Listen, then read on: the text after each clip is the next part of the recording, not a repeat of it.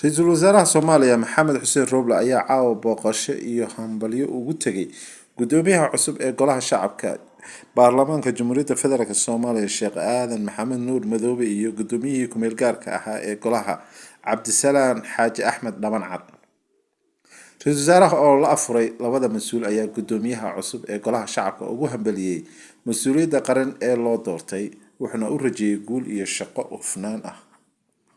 ra-iisul wasaaraha ayaa gudoomiyihii ku meel gaarka ahaa ee Golaha Shacabka ugu mahad celiyay hawshii wanaagsaneed ee uu soo qabtay, isagoo ku ammaanay sida uu hogaamiyay hawshii doorashada ee guddoonka Golaha Shacabka oo guul ku soo idlaatay.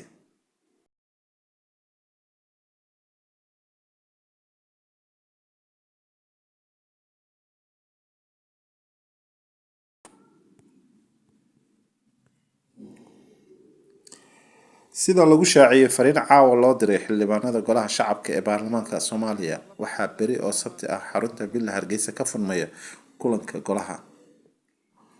gudoomiyihii hore ee Golaha Maxamed Mursal Sheekh Cabdiraxmaan oo dhowaan ka haray tartankii guddoonka Golaha ayaa beri xilka ku wareejinaya gudoomiyaha cusub ee Golaha Shacabka Sheekh Aadan Maxamed Nuur Aadan Madoobe.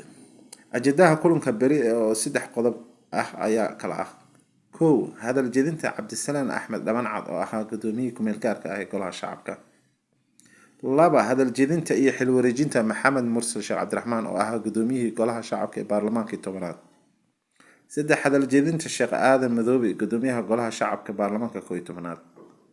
kulankan oo noqonaya kii ugu horeeyay ee xildhibaanada Golaha Shacabka ee Baarlamaanka 11aad ayaa isugu imaanayaan iyagoo leh guddoon rasmi ah, kaasoo 27 ilaa 28 bishan lagu doortay teendhada Afisyoone.